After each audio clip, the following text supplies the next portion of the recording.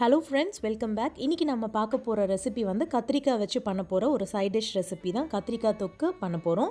இது வந்து பார்த்திங்கன்னா தயிர் சாதம், சாம்பார் சாதம் எல்லாத்துக்கும் ரொம்ப நல்லாயிருக்கும். இப்போ இந்த கத்திரிக்காய் தொக்கு எப்படி பண்ணுறதுன்னு பார்க்கலாம். முதல்ல இது பண்ணுறதுக்கு நம்ம ஒரு மசாலா அரைச்சி எடுத்துக்கலாம். அதில் வந்து பார்த்திங்கன்னா ஒரு 6 பல் பூண்டு வந்து சேர்த்துருக்கேன். கொஞ்சம் பெரிய பல்லுன்றதுனால 6 பல் பூண்டு, 1 இன்ச் அளவுக்கு இஞ்சி வந்து சேர்த்துருக்கேன். அதே மாதிரி ஒரு அரை டீஸ்பூன் அளவுக்கு முழு மிளகு சேர்த்துக்கோங்க. அரை டீஸ்பூன் சோம்பு சேர்த்துக்கோங்க.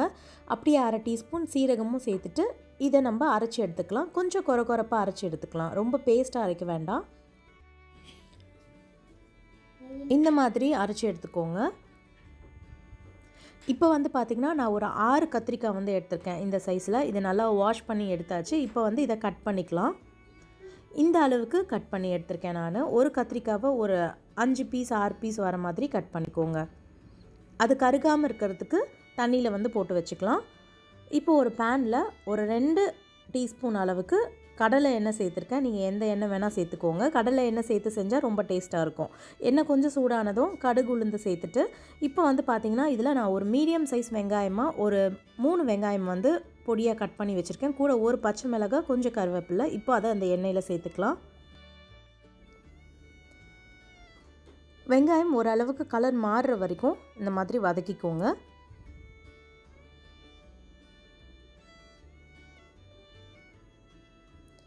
இந்த அளவுக்கு கலர் சேஞ்ச் ஆன பிறகு இதில் வந்து நம்ம அரைச்சி வச்சு அந்த மசாலாவை சேர்க்க போகிறோம். இஞ்சி பூண்டு, மிளகு, சீரகம், சோம்பு எல்லாம் சேர்த்து அரைச்சோம் இல்லையா, அதை இதில் சேர்த்துக்கலாம். சேர்த்துட்டு இதை நல்லா கலந்து விட்டுக்கோங்க. இதிலேருந்து நல்ல ஒரு ஸ்மெல் வரும். அந்த மிளகு, சீரகம், சோம்போட ஸ்மெல் பார்த்திங்கன்னா நல்லா வர ஆரம்பிக்கும். அந்த ஸ்டேஜில் வந்து நம்ம தக்காளி சேர்த்துக்கலாம். தக்காளி வந்து மீடியம் சைஸ் தக்காளி ஒன்று வந்து நல்லா பழுத்ததாக எடுத்து கட் பண்ணி வச்சுருக்கேன். இந்த மாதிரி அதை இதில் சேர்த்துக்கிறேன். இதையும் இந்த மாதிரி மிக்ஸ் பண்ணி கொடுத்துக்கலாம்.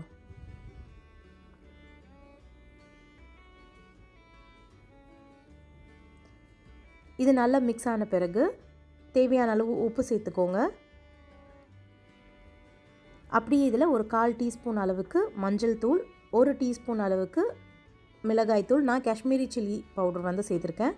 அப்படியே வந்து ஒரு 1/2 டீஸ்பூன் அளவுக்கு மல்லித்தூள் சேர்த்துக்கோங்க. இது எல்லாத்தையும் இந்த மாதிரி கலந்து விட்டுக்கலாம். ஒரு நிமிஷத்துக்கு இந்த மசாலா, தக்காளி, வெங்காயம் எல்லாம் நல்லா இந்த மாதிரி வதங்கட்டும்.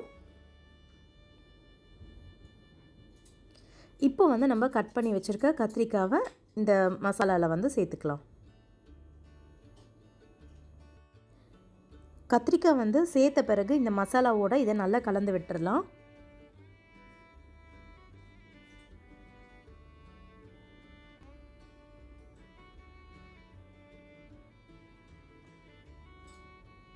இந்த மாதிரி நல்லா கலந்து விட்ட பிறகு இதை லோ ஃப்ளேமில் 1 நிமிஷத்துக்கு அப்படியே விட்டுருங்க. இந்த மசாலா, கத்திரிக்காய் எல்லாம் வந்து சேர்ந்து கொஞ்சம் வதங்கட்டும்.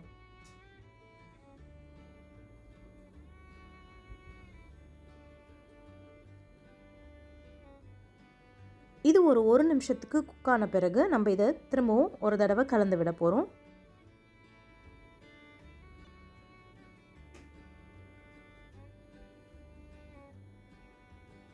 இந்த மாதிரி நல்லா கலந்து விட்ட பிறகு இதில் வந்து ஒரு 1/2 கப் அளவுக்கு தண்ணி வந்து சேர்த்துக்கலாம்.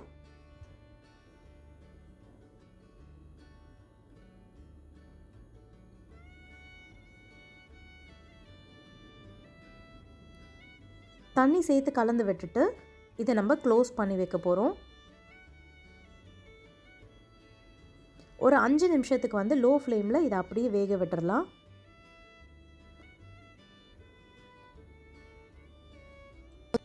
அஞ்சு நிமிஷம் கழித்து ஓப்பன் பண்ணோம் அப்படின்னா கத்திரிக்காய்லாம் நல்லா வெந்து அந்த கிரேவியோட நல்லா வந்து கலந்துருக்கும். இப்போது இதை நல்லா இந்த மாதிரி மிக்ஸ் பண்ணி விட்டுக்கலாம். பார்த்திங்கன்னா கிரேவியெல்லாம் ட்ரை ஆகி ரொம்ப நல்லா வந்து வந்திருக்கு. இது கடைசியாக இதில் கொஞ்சமாக மல்லி இலை வந்து கட் பண்ணி சேர்த்துக்கலாம்.